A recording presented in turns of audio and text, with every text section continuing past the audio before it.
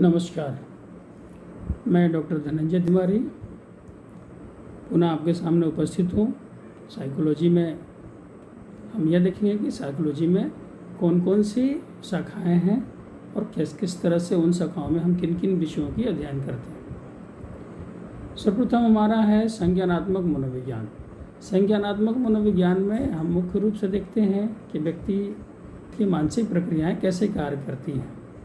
इसमें समस्याओं का समाधान कैसे करता है, उसकी थिंकिंग कैसे, चिंतन कैसे करता है और किस तरह से तर्क करता है, उसकी निर्णय कैसे लेता है, वो इस तरह की बातों का अध्ययन हम करते हैं संज्ञानात्मक मनोविज्ञान में।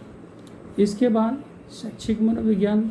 शैक्षिक मनोविज्ञान से संबंधित सीखने की प्रक्रियाओं में जो भी पहलू सम्मिलित होते हैं उन सब का अध्ययन किया जाता है ताकि किस तरह से शिक्षण प्रक्रिया को और महत्वपूर्ण मजबूत बनाया जा सके।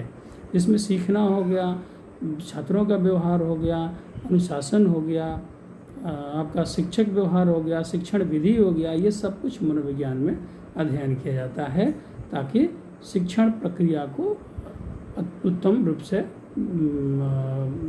रूप दिया जा सके। इसके अलावा विकासात्मक मनोविज्ञान है। इसमें हम देखते हैं कि शिशु एक जो जन्म गर्भावस्था से लेकर मृत्यु पर्यंत किस तरह से शिशु एक प्राणी का विकास होता है, किस तरह से अपने जीवन में वो व्यवहार करता है, किस तरह से वो व्यवहार करना सीखता है, किस तरह से व्यवहारों में परिवर्तन होता है, अलग अलग स्टेज में कैसे सीखता है, वो अलग अलग स्टेज में कौन से व्यवहार विलोपित होते हैं, इस तरह से वो इस चीज़ों का अध्ययन करता है। इसमें यह भी देखा जाता है कि भाषा का विकास, चलने का विकास, अलग अलग तरह के व्यवहार, उसकी सूचनाएं, उसकी संवेदनाएं, उसमें मेमोरी किस तरह से विकसित होती है। इसके अलावा जैविक मनोविज्ञान है। जैविक मनोविज्ञान में मुख्य रूप से हम लोग तंत्रिका विज्ञान, तंत्रिका तंत्रों का अध्ययन करते हैं। किस तरह से अंतःस्रावी ग्रंथियाँ हैं वो कार्य करती हैं, उनका हमारे सेंटीमेंट, हमारे मन पर किस प्रकार से प्रभाव रहता है, इसका हम लोग जैविक मनोविज्ञान में हम लोग अध्ययन करते हैं।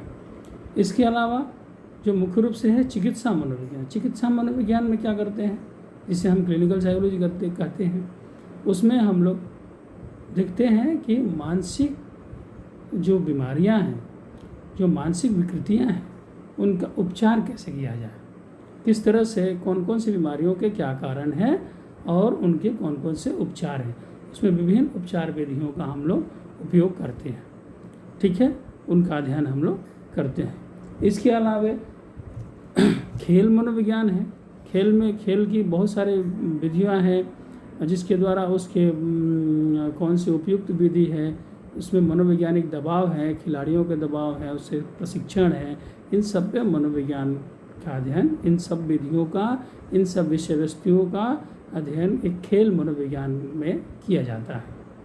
इसके अलावा उद्योग मनोविज्ञान है और जिसे हम औद्योगिक इंडस्ट्रियल साइकोलॉजी कहते हैं। इंडस्ट्रियल साइकोलॉजी में क्या करते हैं, इसमें हम लोग कार्य परिस्थितियों, मनुष्य जो वर्कर है और जो उद्योग है, उस कार्य परिस्थितियों के बीच में किस प्रकार से कार्य होता है, उन सब का अध्ययन किया जाता है, ठीक है। एक औद्योगिक परिवेश में मानव व्यवहार का अध्ययन किया जाता है जिसमें उत्पादन से लेके कार्य की परिस्थितियाँ, कार्य के घंटे, कार्य के वातावरण, इन सब का अध्ययन किया जाता है।